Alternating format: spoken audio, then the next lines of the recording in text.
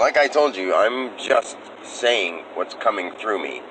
After I say a lot of this stuff, I don't even remember it, because I'm not trying to remember it, because I don't want to bog down my human brain with all the information. It might get me, I might not be able to, as a person, handle it.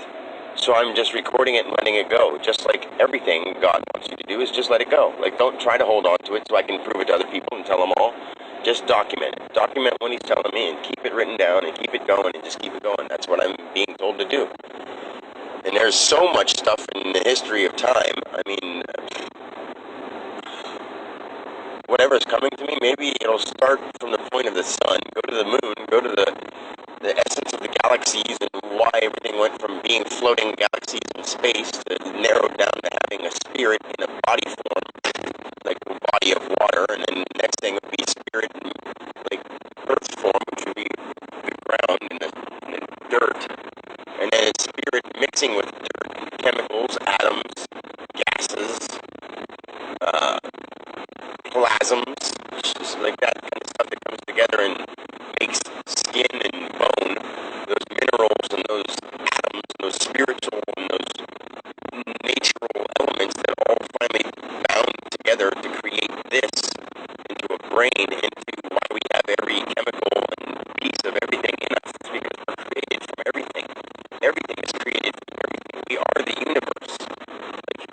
Like, yeah, it's so obvious why and how. And I think that you guys will understand what I'm saying when I say this. I'm not just making this up. It's not some.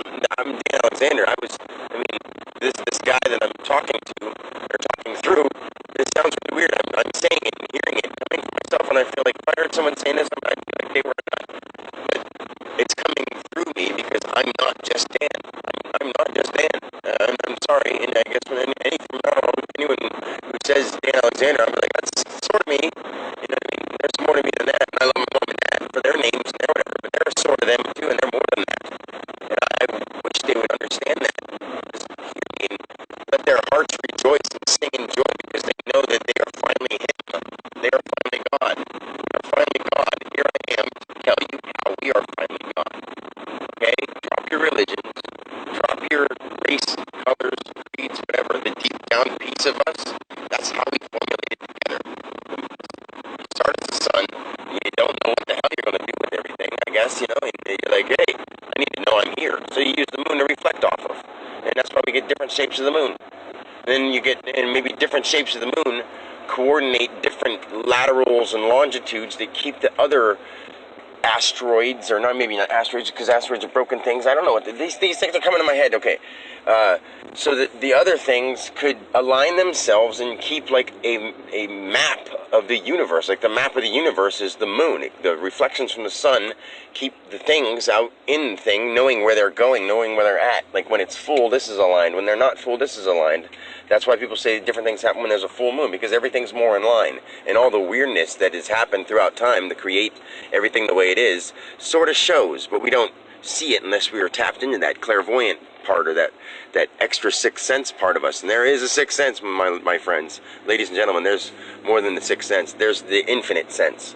When you get past 6, then you get to 7, which is probably, that's why they say the 7 levels of ascension, because once you get to 7 and you get to the crown, you're already there. You're there.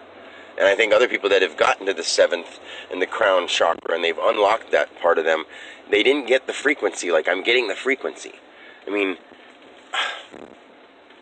I love you guys. This is just, all I'm doing is, I'm saving the world right now. And if you listen to this, you can repeat the exact words I'm saying and believe them coming from you, because this is what we're doing. We're saving the world right now. You are saving the world with me, because God, the ever-creator, who made the sun, who wanted to see how strong and how powerful he really was, I'm sorry that I keep saying he, because this is human, male and female are just a label we put on ourselves so we could explain ourselves and, put symbols on differences. And we got to put symbols on differences. That's what we do. That's why we're male and female. That's what, that's the way that God made us, so that we could recreate with Adam and Eve, or whatever their names really were. But that's what we use, and that's what I'm going to keep it, because it's pretty simple and common. There was probably syllables and beeps and boops. Who knows? Until people made languages, we don't know what things were called. So when I say stars and galaxies, it's just what we interpret those frequencies as. Because if you really think about it, me saying this with the frequency, blah, blah, blah, is the way that people started understanding how to talk and make words out of words. People were like, how did they come up with all the words? How did they come up with the English language? How did they do that, you know? They learned how to interpret frequencies that everyone understood in the same way. And then different people broke off and understood the frequencies in different ways and interpreted it and put it in different syllables. But the syllables all coordinate, just like math coordinates. That's how syllables coordinate into different languages for different people who coordinate them. Does that make sense? I think so. I see I'm tangenting so much. Okay, so from the sun, the moon, the stars, everything bouncing around, everything that came into pieces to create itself, the water, you know, when he went with water, then he goes to dirt and mud and muck and wind and rain, and all these things are active movements of life.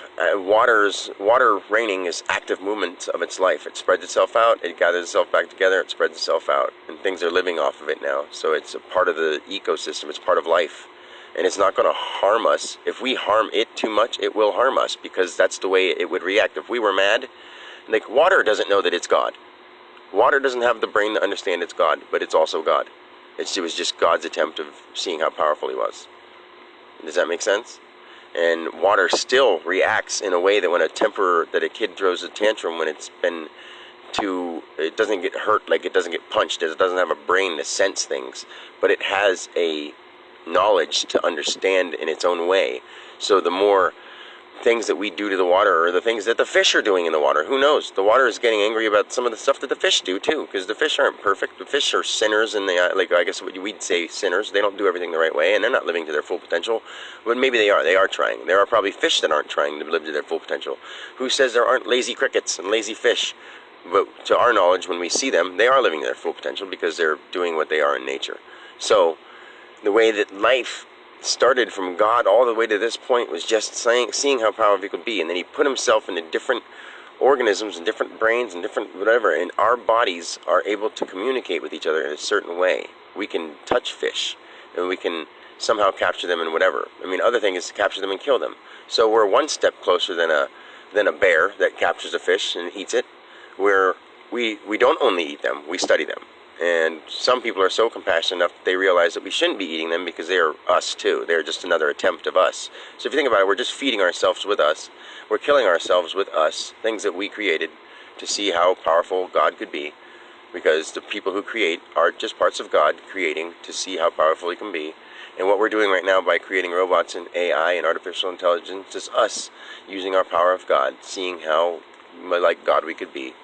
And creating robots outside of us could destroy the human people, but that's because human isn't the biggest power source. The power source is operating through us, and it's trying to see how powerful it can be. But being how powerful it could be would actually be learning our brain power and turning back to light. So since we don't want to turn back to light because we want to feel things and experience things, at the same time we don't, because once we realize that if we wanted to turn back to light, we would feel the greatest feeling in the whole wide world that you couldn't put into words. So maybe we would turn back to light, but we're electing to stay here. So when we do die, and the people who do understand and they go back to the light, they stay there. And the people who die and don't understand their purpose and go back to the light and think they're just a soul separate from the light, and they had this life, and this life was their experience, then they don't go back to the light.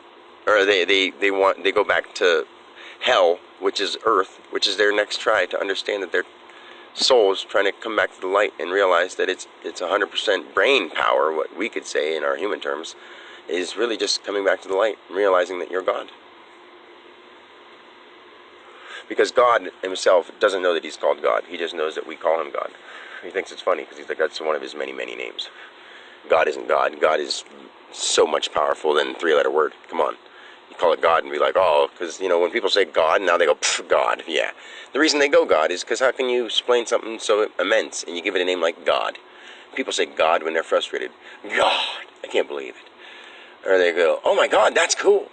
Or, oh my God, God. You know why they say God when they're coming or when they're, excited or when they're whatever? Is because God is everything, people. God is everything. I love you. I'm here for you, and we are saving us through me.